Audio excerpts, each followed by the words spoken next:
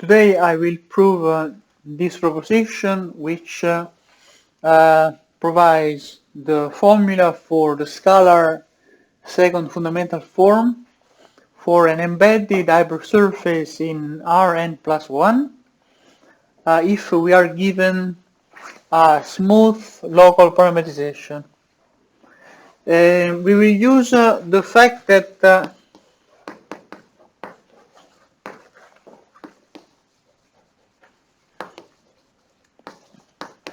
if nabla bar is the Euclidean connection, then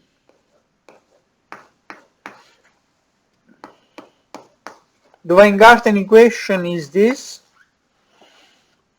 where S is the scalar second fundamental form, and the link between S and small h,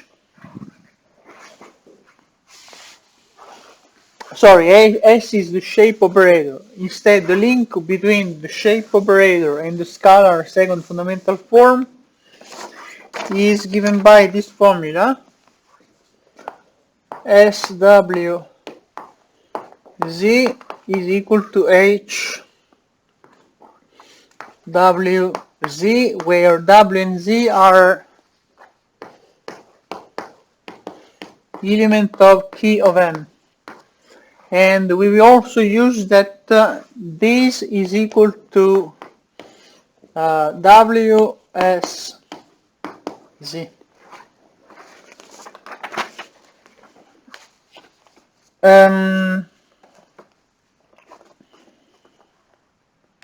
So let's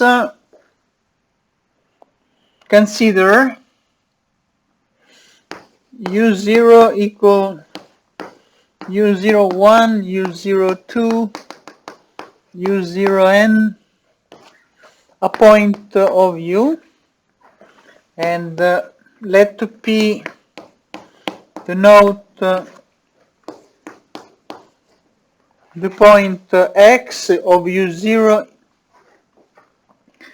and let's consider a curve gamma T equal X U01, U02, U0I plus T, U0n.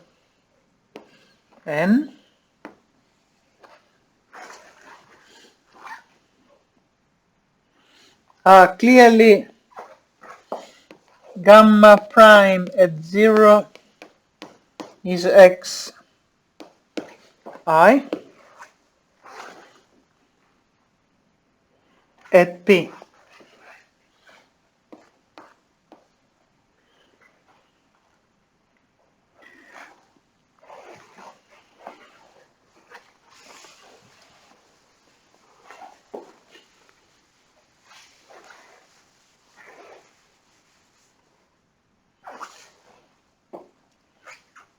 And if we consider n the normal field to M as a smooth map from M to Rn plus 1, then we can write that the delta over delta Ui of n at X U0, this is equal to n composed gamma prime at 0,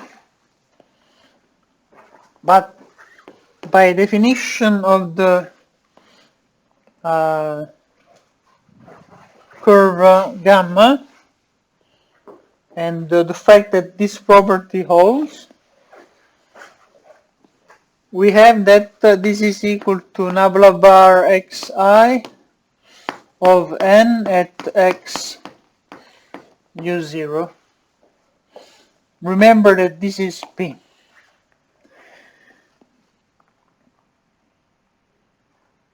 So now we want to compute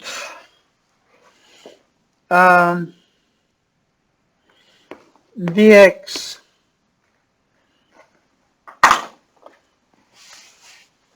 we want to compute h of xj xi, and we will do something more precise. We will write h as xj depending on u, xi depending on u. And in order to get this function,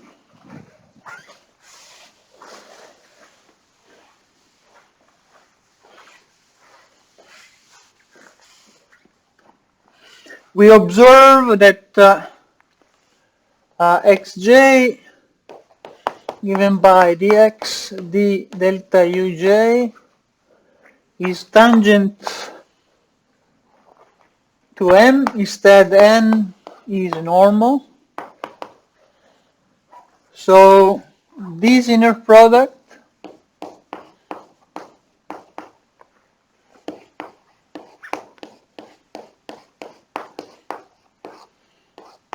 it is equal to 0. I can differentiate with respect to ui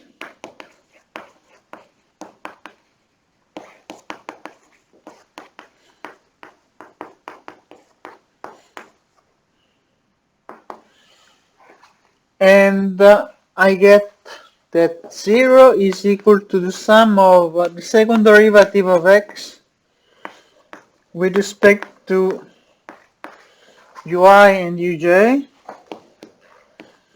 times n at xu plus another term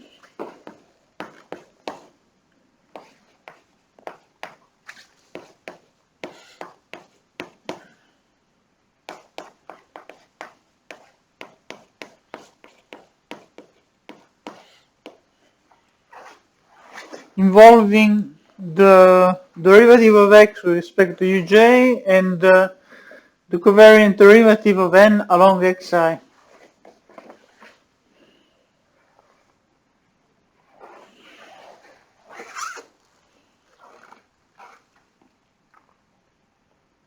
Now we are close, because if I use the Weingarten equation, I recall the beginning of the proof.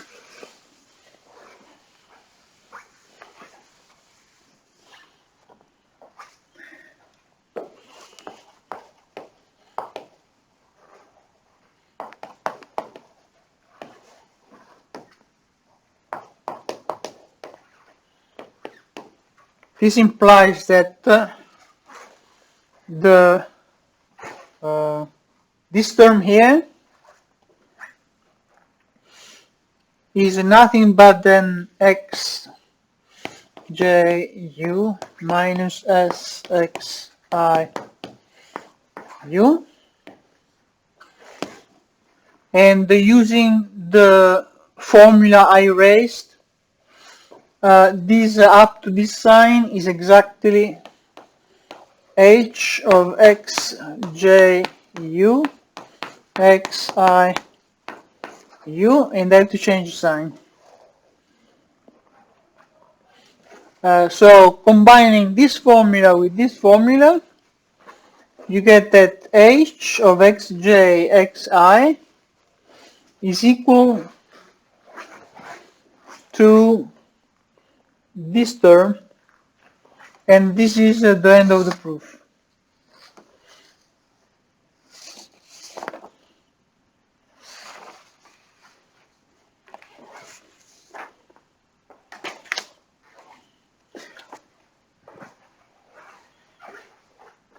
Okay, now using this result, we can easily prove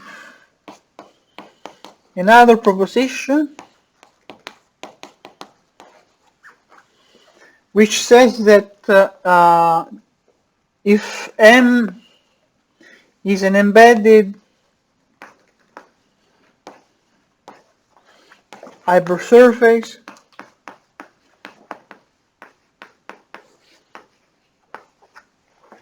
in Rn plus 1, T is a point of this hypersurface, K1, K2, Kn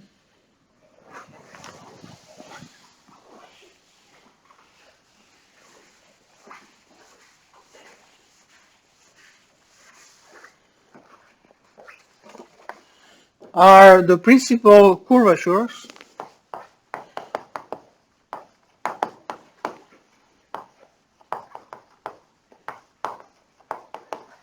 at P with respect to some choice of the unit normal. Then there exists an isometry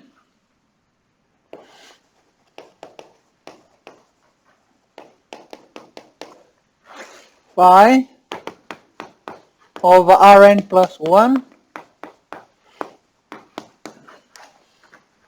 such that phi of P is 0, 0, 0, and since a neighborhood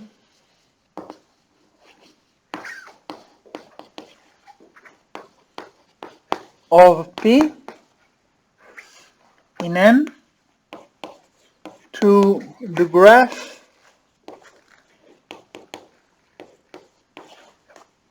of the form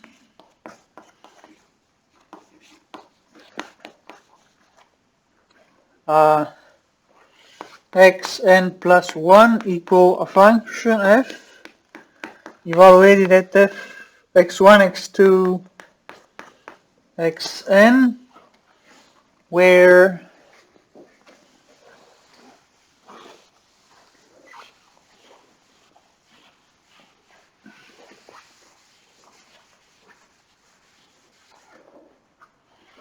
f is given by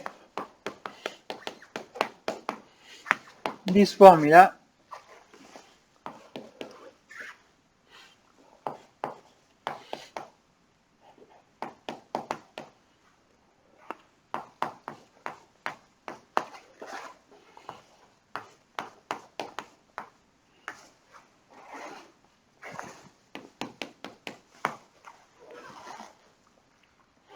Let's see how to prove this result.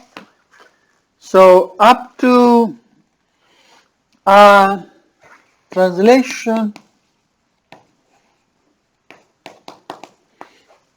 and a rotation,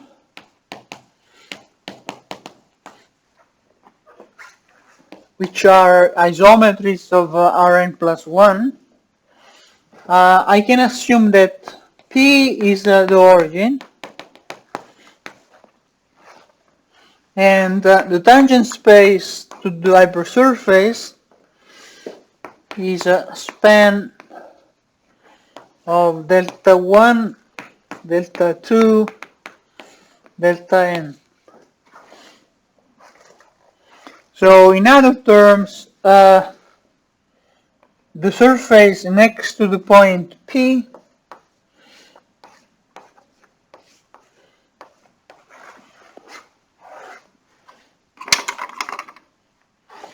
I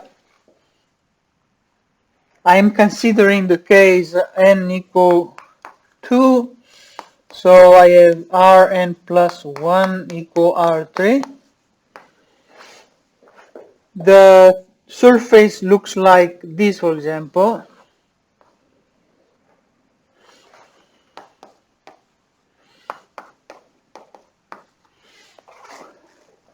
So it passes by P equal 0, 0, 0, and it is tangent to the x3 equal to 0 plane, which is a span of delta 1, delta 2.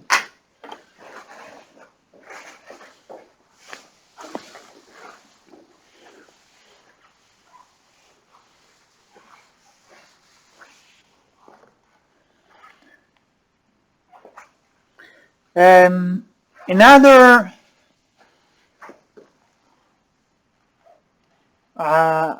map that I can use, if necessary, is the reflection in the xn plus 1 equal to 0 hyperplane.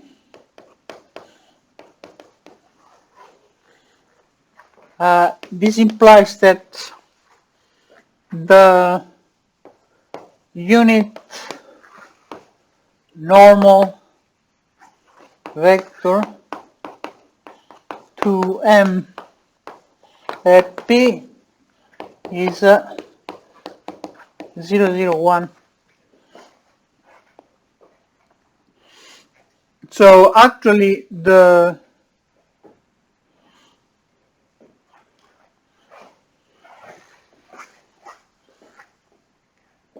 surface looks like the one in the picture, for example.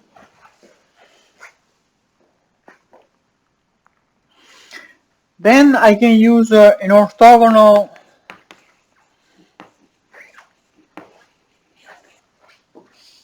transformation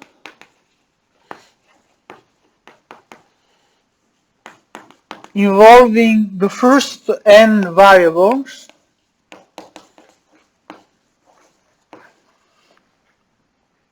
in order to get the scalar second fundamental form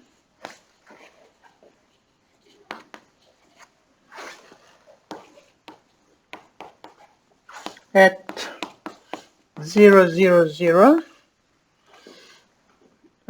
to be diagonal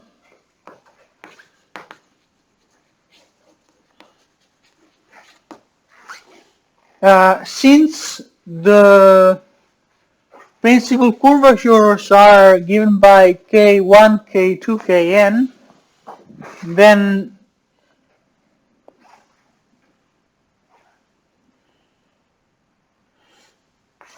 the metrics which represent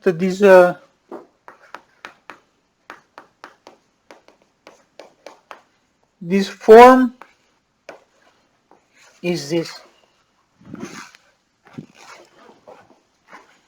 Now, fortunately, I have to erase.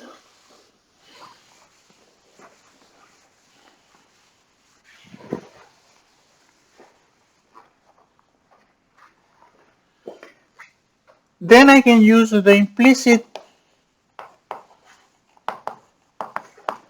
function theorem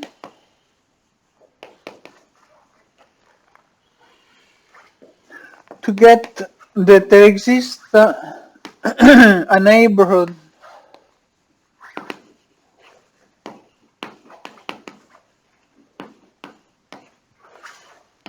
of 0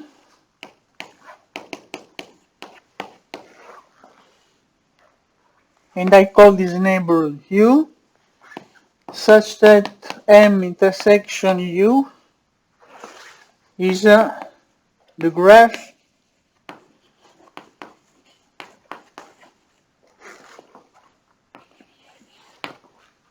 of a smooth function of the form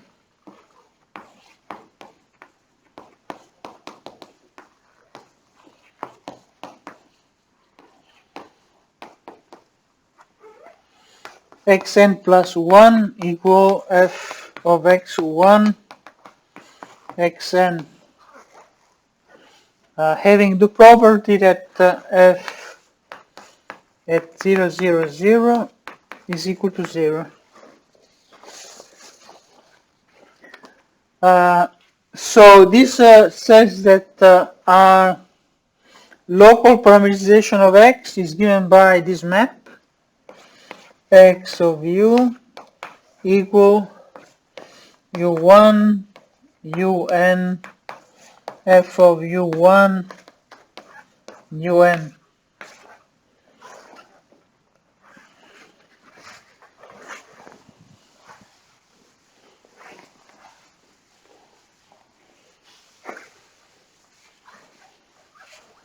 Since TPM is a span of delta 1 delta n,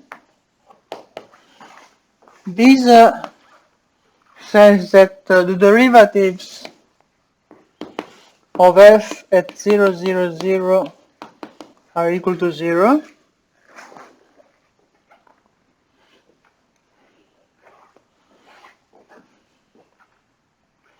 Then we can use a previous proposition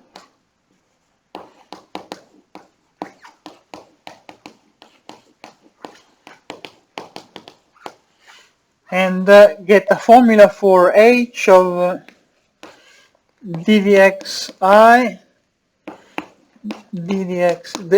delta over delta xj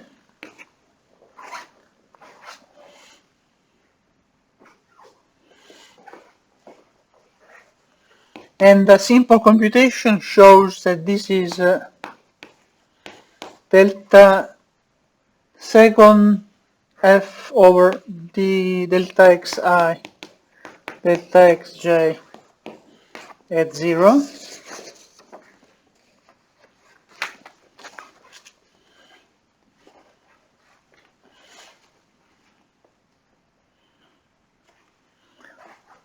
According to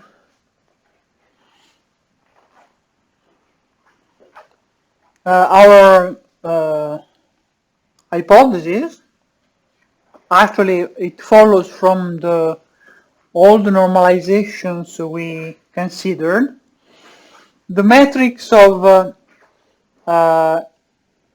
the second derivatives of f at 0 is diagonal, and the entries of this matrix are only the principal curvature at the point P. Then you can use the Taylor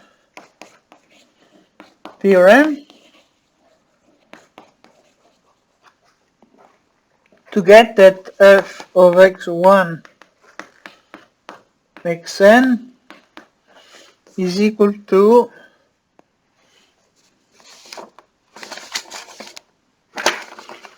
one half sum of ki xi square plus a remainder which is cubic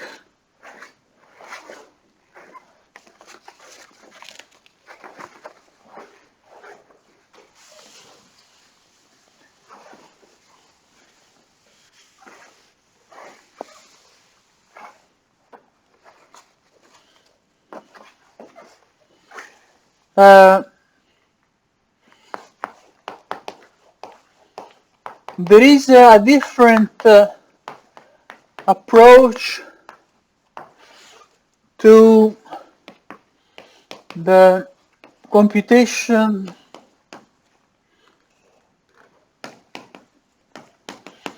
of the shape operator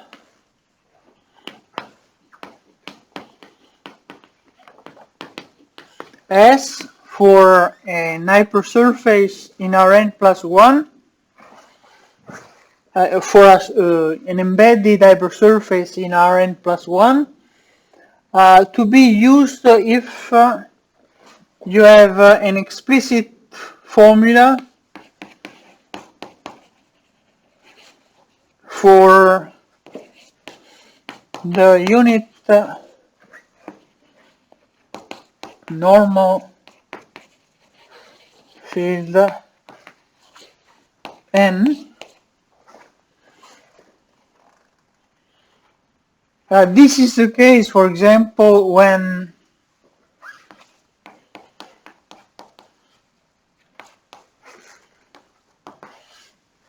where m is the level set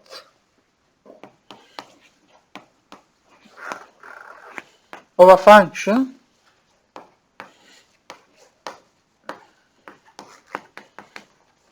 So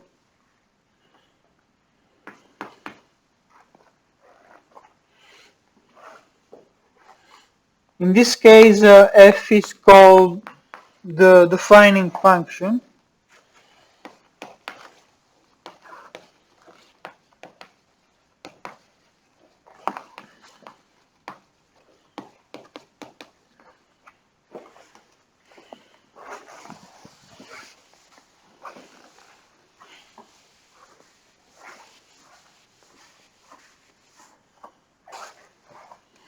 and it is well known that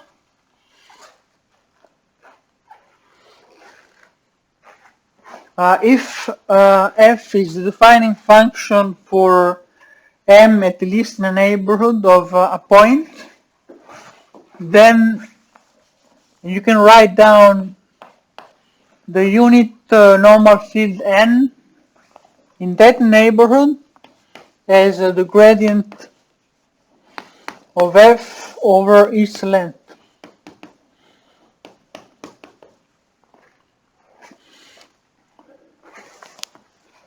So suppose that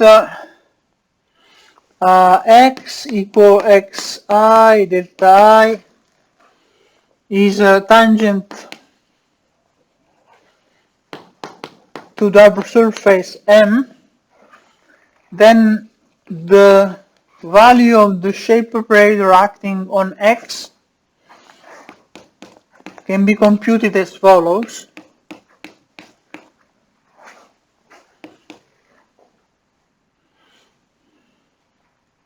This is minus the sum of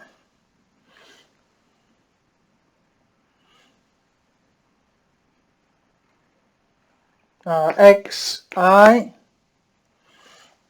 let's write, xi delta I n j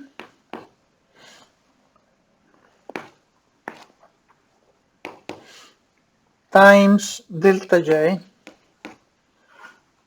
and I and j varies in the range of 1 and plus 1. This formula is immediate to get. Just replace x by xi delta I and n by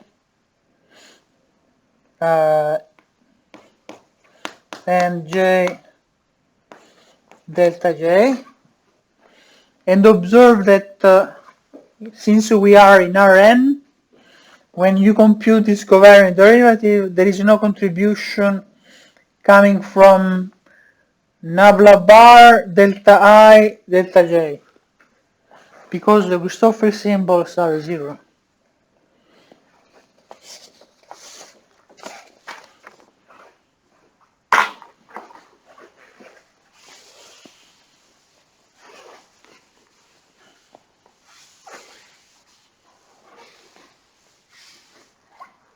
The next thing I would like to do is to show the Gauss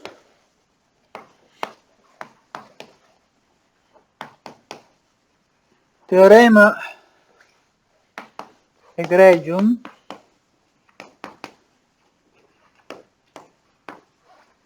which says that the Gaussian curvature of a surface is intrinsic. This sentence means that the Gaussian curvature is a local isometry invariant. So suppose that mg is an embedded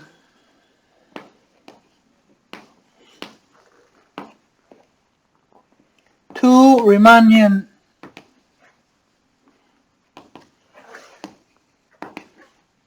submanifold. Sorry, I made a mistake. Two-dimensional Riemannian submanifold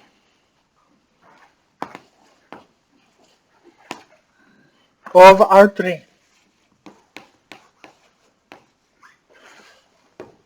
For every P in M, the Gaussian curvature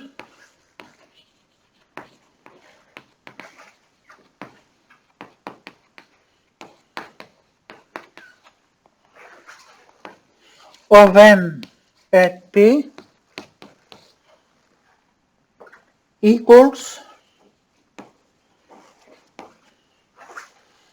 1/2 S at P, where S denotes the scalar curvature.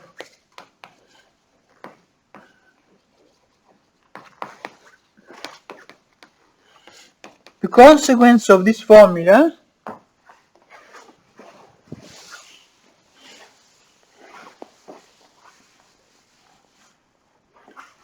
is that the Gaussian curvature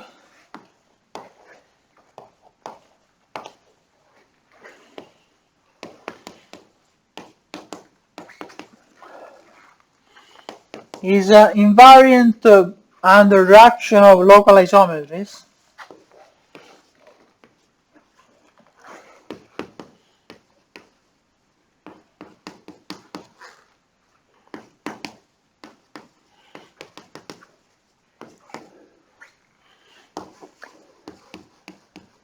This second statement follows from the fact that the scalar curvature is a local isometry invariant. This is something we already saw without a proof, I think. So let's prove this formula.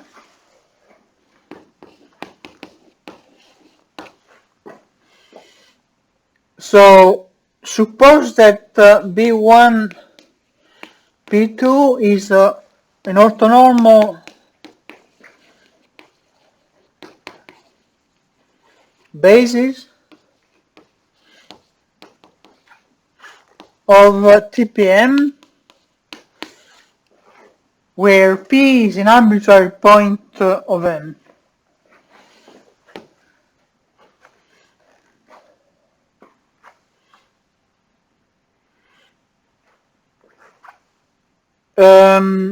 If we use this special basis, clearly the metric is represented by the identity matrix, and the shape operator has the same matrix as the scalar second fundamental form. The reason is that we have this formula where x and y are vector fields.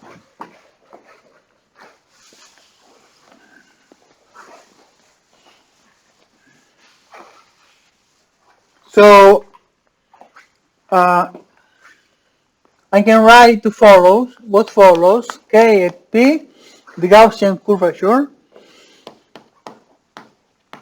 This is the determinant of Sij, but from the previous observation, this is also equal to this determinant, and if I use this formula,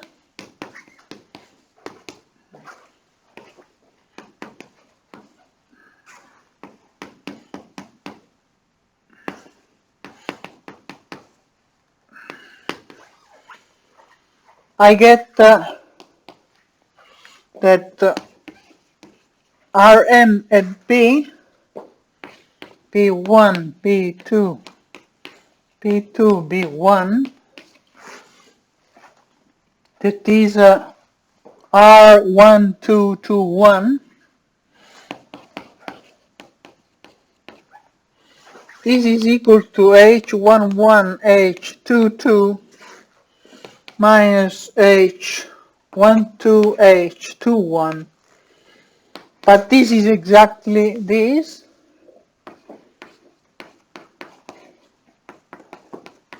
That is Kp.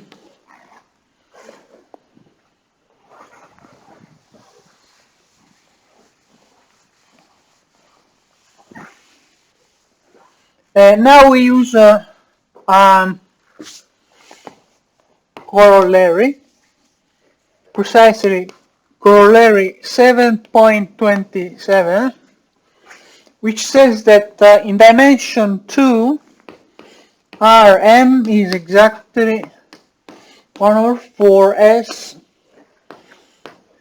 Coulthard-Nomizu product of G with itself. And if you use this formula,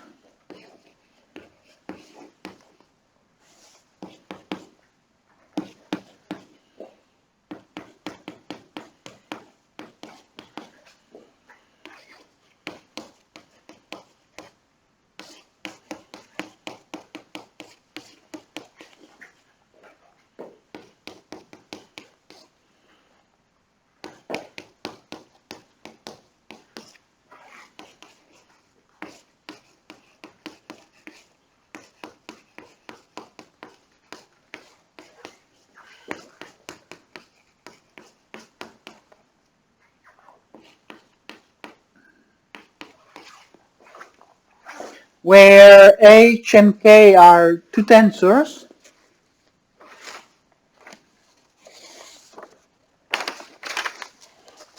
you will get that R 1, 2, 2, 1, this one,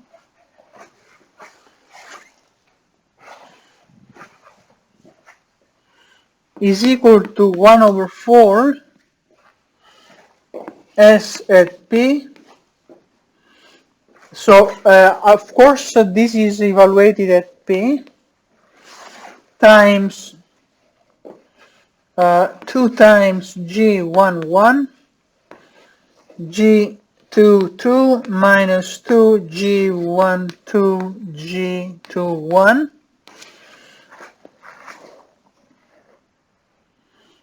But this is 1, this is 1, and this is 0. So this is exactly 1 over 2 times S of P, and this means that K at P is exactly equal 1 over 2 times S at P.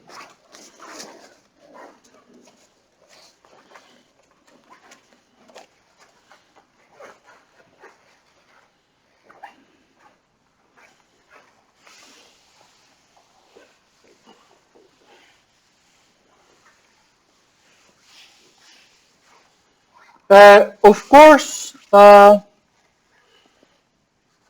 since K at P is 1 half S at P, and Rm is 1 over 4 SG Coulthard-Nomizu product of G with itself, you get that this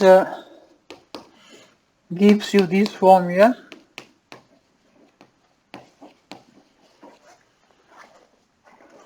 And as an exercise, you can prove that the Ricci tensor is just K times G for Riemannian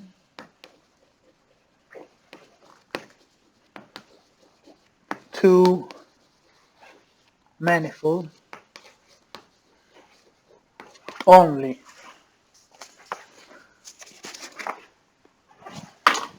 The next notion I need to introduce is the one of sectional curvature.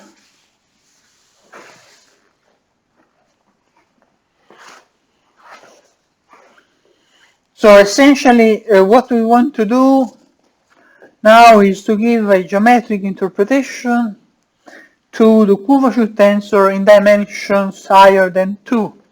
Because in dimension equal 2 we know that the Riemann tensor is equal to this product. So suppose that now Mg is an n-dimensional Riemannian manifold,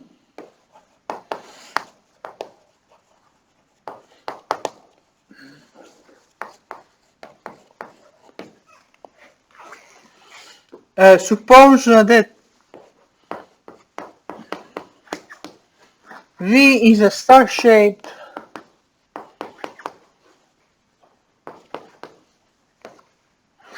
neighborhood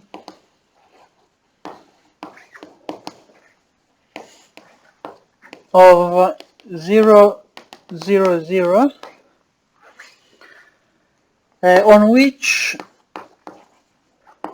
the restricted exponential map is a diffeomorphism.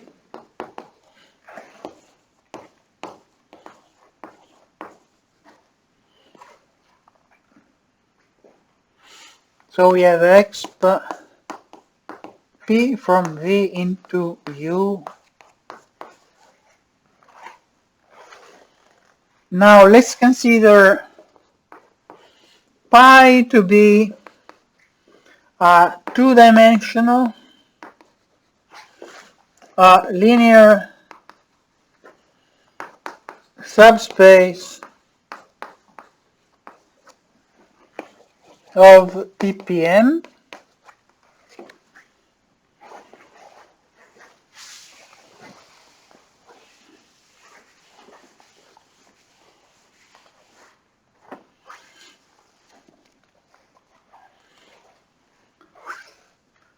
Then we have that if we take the image of this intersection, this is an embedded two-dimensional submanifold of V, and we call this as pi. This will be an embedded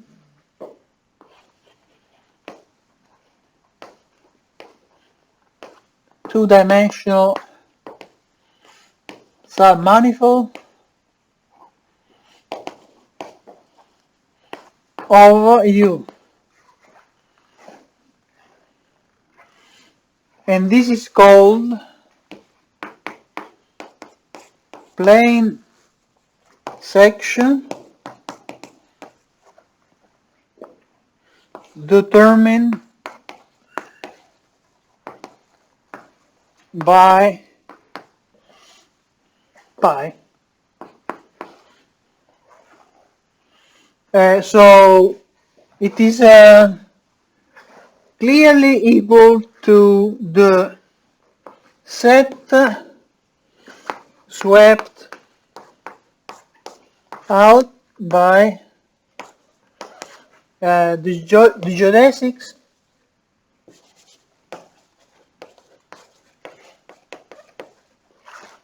with initial velocity vector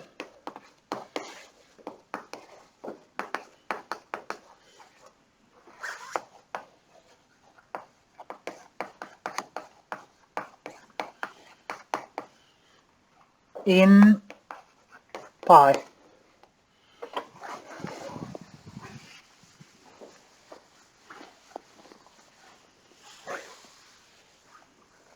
So essentially, if this is pi,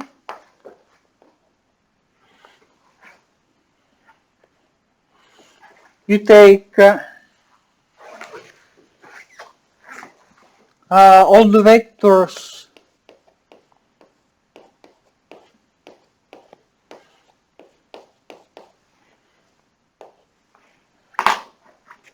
starting at the origin and lying in pi, and you consider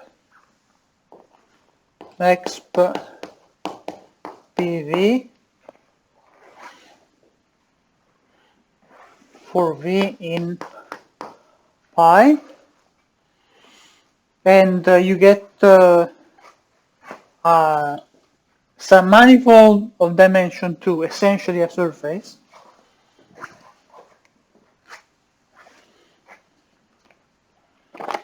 We define the sectional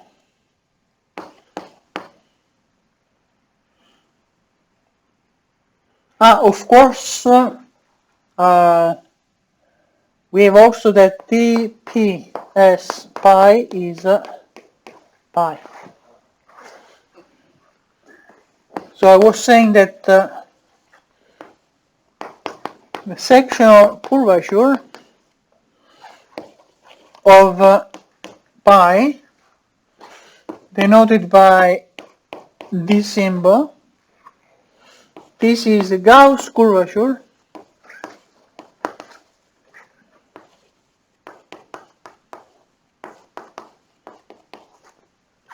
at P of S pi. With respect to the metric,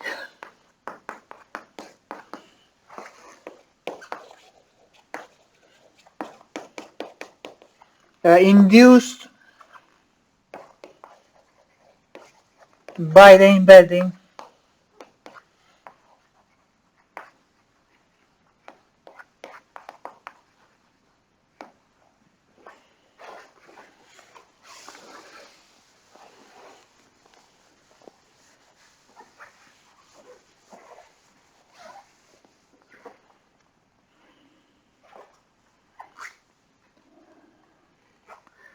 if pi is spanned by two vectors, then you can write also this way instead of this symbol. The next result I want to present is a proposition providing a formula for the sectional curvature. Before doing that, I want to introduce some new notation. If V and W are element of a vector space equipped with inner product, then you can write this symbol for the square root of the product of the square of the lengths of V and W minus the inner product of V and W. Clearly,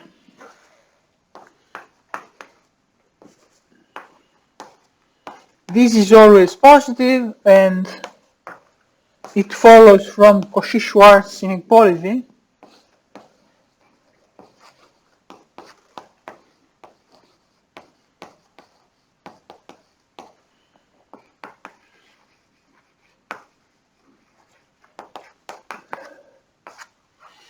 And this is equal to 1 if and only if VW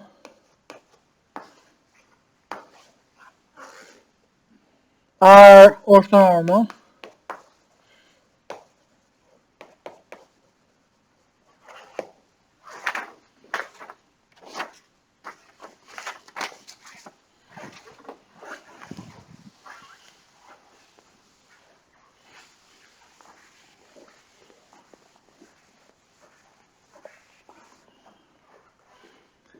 So the proposition says that if VW are linearly independent vectors in TPM, then sectional curvature of the space, the linear subspace spanned by V and W, is given by the Riemann 04 tensor at P evaluated at VW WV over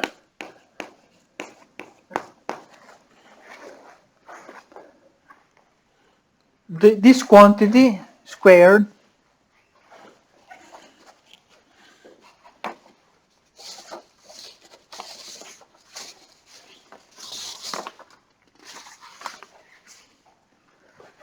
Okay, let's try to prove this formula.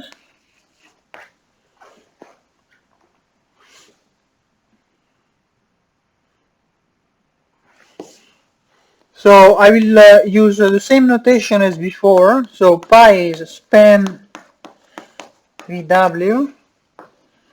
G hat is the metric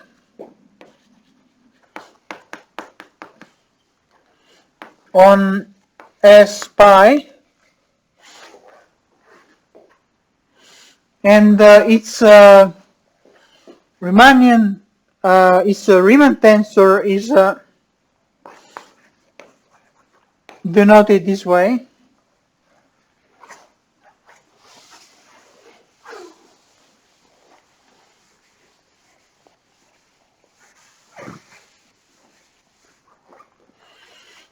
So by definition, implies that the sectional curvature of pi is given by this Gauss curvature.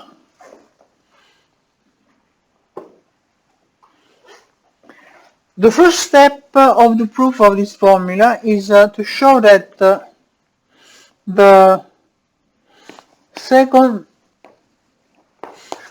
fundamental form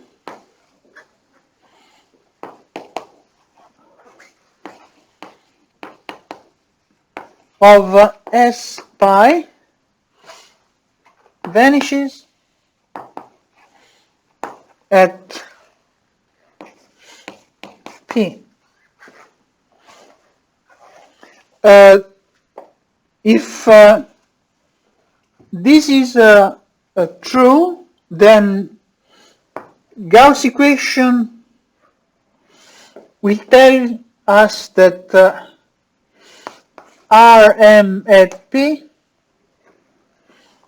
the curvature tensor of M, evaluated at an arbitrary set of 4 vectors. Sorry, I need more space. This is equal only to the Riemann tensor of S pi evaluated at the UVWX, and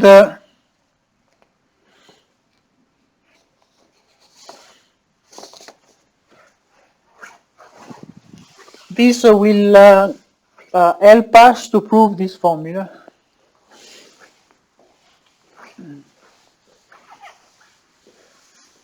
So let's prove that this is true.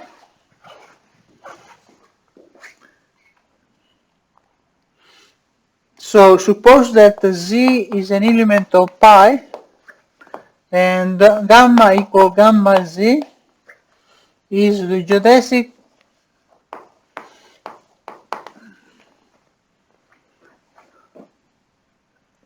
with respect to the metric G on M with initial velocity vector equal to Z. So we use a Gauss formula,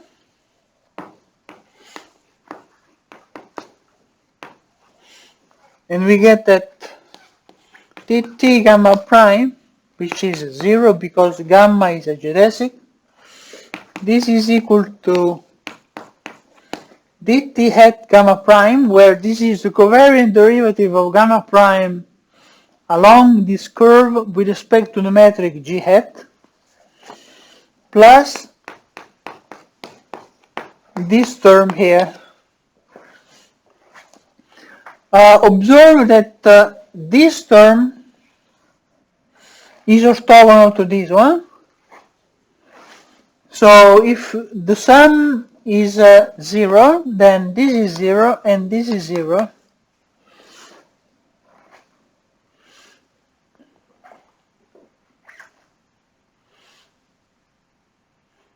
If we evaluate this identity,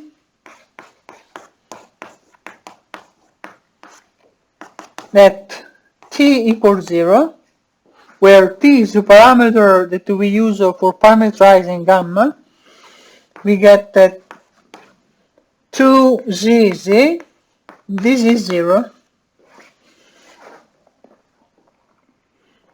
If we use the fact that this is true, plus the fact that 2 is symmetric, and the polarization formula,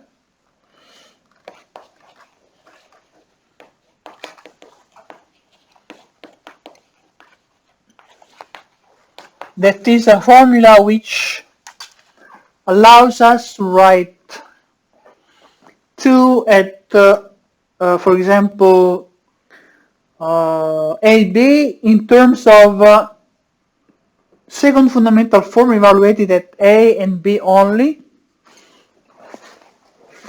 and A plus B or A minus B. Then you get that this is identically 0 at B, equal gamma 0. So as announced before, we get immediately that this is true.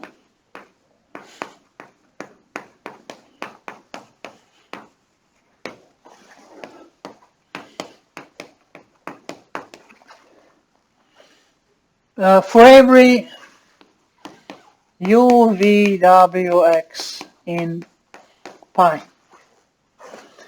Suppose that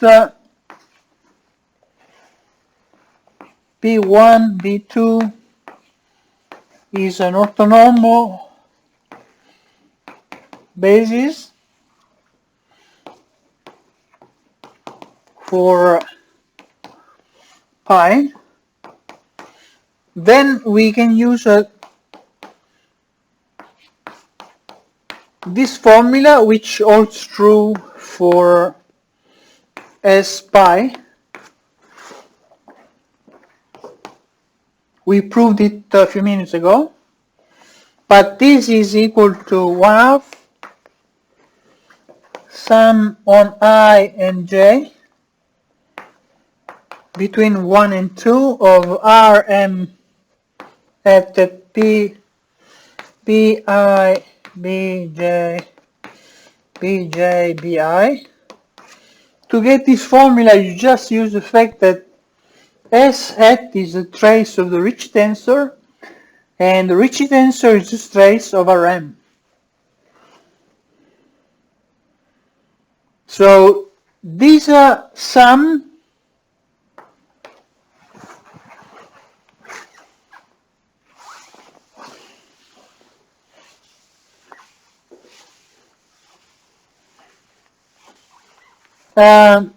does not have 4 terms, but just 2.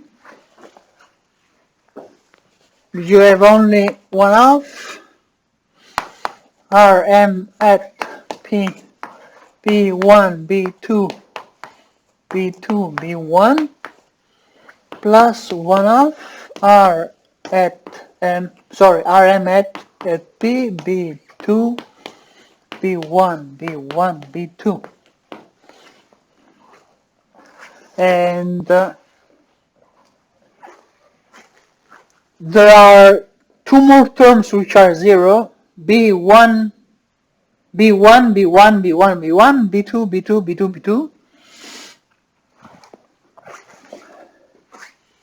But using the symmetries of this tensor, you have that this is equal to Rn at P of B1, B2, B2, B1, And using this identity, you have that this is Rm at P, B1, B2, B2, B1.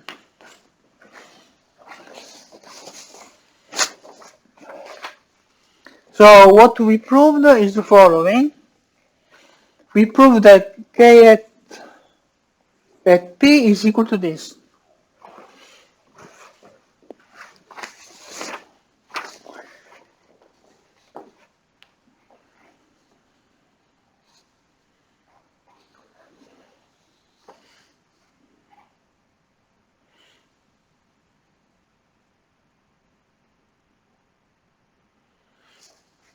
So essentially, this is the end of the proof if we have an orthonormal basis for pi.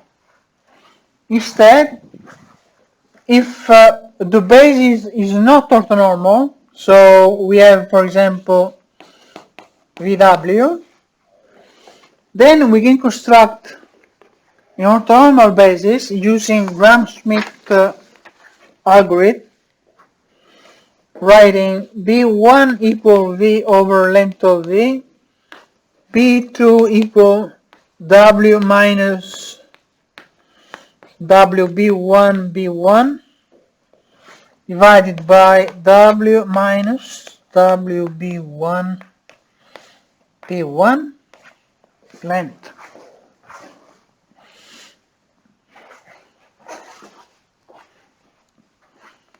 We have to apply then this formula.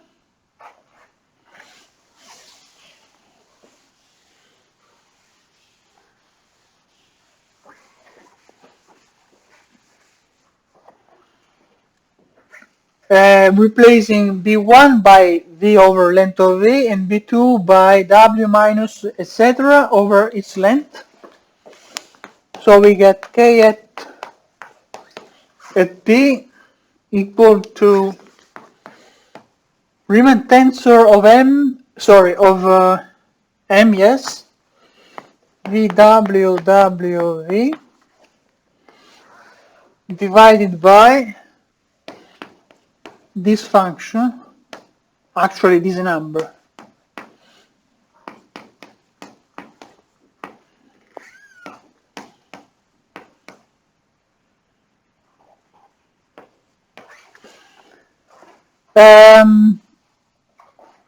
There are other terms which come out when you replace B1 by this and B2 by this vector, by this formula, sorry, because you get Rm at P of VB1 etc. or Rm at P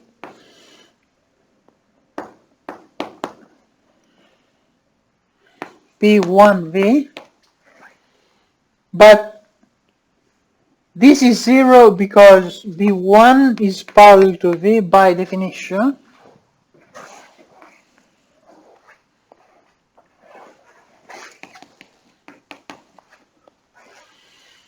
And another computation shows that this denominator is equal to this number.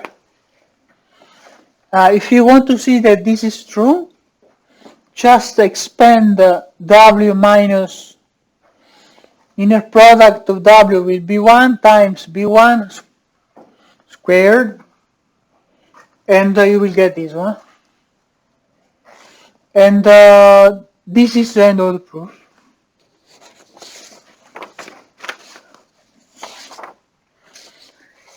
And the last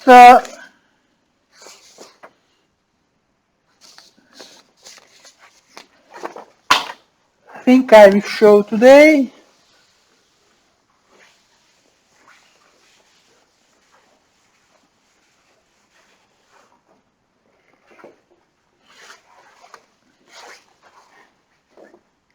is the geometric interpretation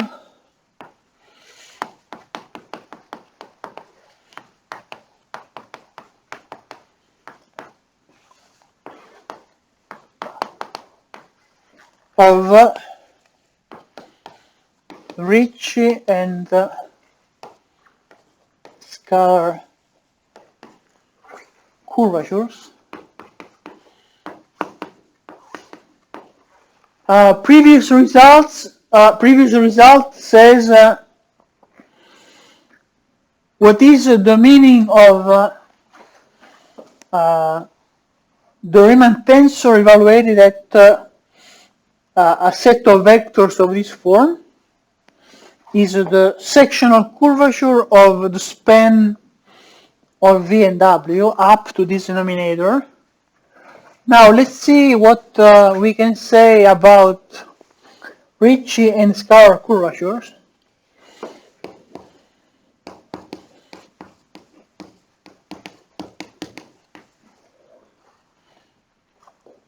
Suppose that V is in TPM, length of V equal 1, then RC PVV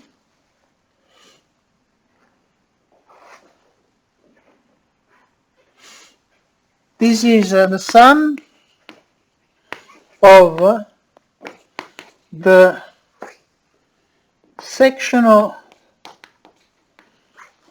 curvatures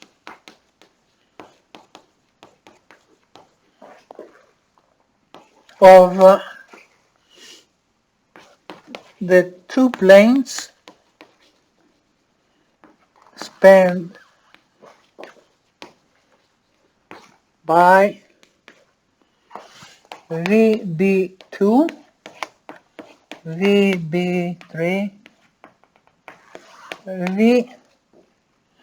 VBN,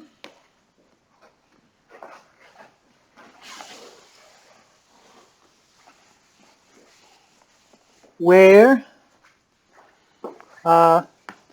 B1, B2, Bn is an orthonormal basis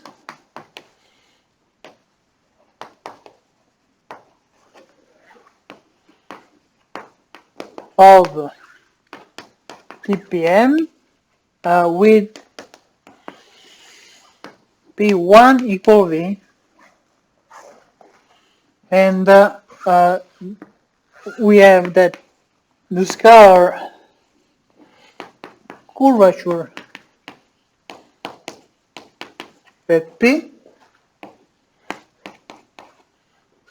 is the sum of sectional curvatures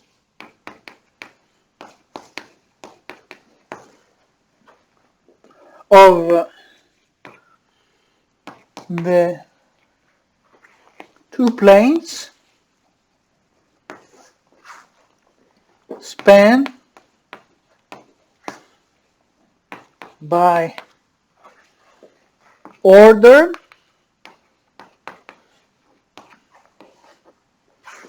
pairs of distinct vectors in any orthonormal basis. It's if we use formulas, it is much shorter. The first statement of this proposition can be written this way.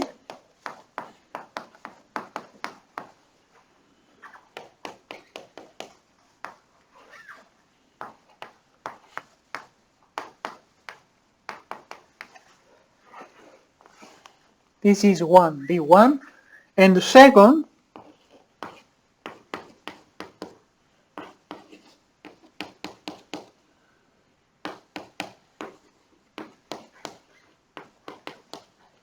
can be written like this.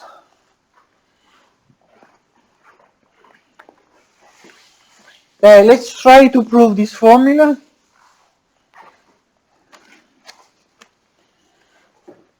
So we suppose that this is an orthonormal basis with B1 equal to the vector V, where V is an arbitrary element of DPM of length 1. So RC PVV, this is RC PB1 B1, that is R11 at P, but this is RK111, sorry, K at P. This is one of the components of the 1,3 Riemann tensor, and here I am considering the Einstein convention, but this is also sum on K of Rm at P of Bk P1 B1 Bk. The metric does not appear because the basis is orthonormal, but what is this? This is sum on K of sectional curvatures of B1 Bk with K different from 2, K different from 1, so K runs from 2 to n, because the sectional curvature of B1 B1 is 0.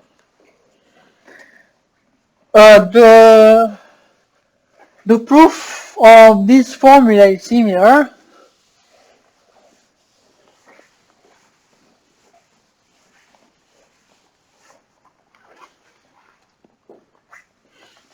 So SP, this is RJ at P, the trace of the Ricci tensor. That is sum on J varying from 1 to n of RC at P Bj. But if we expand as we did here, we get sum on J and K of Rm Bk Bj Bk, and this is just the sum of terms like this, where J must be different from K. Let me check how much time I have.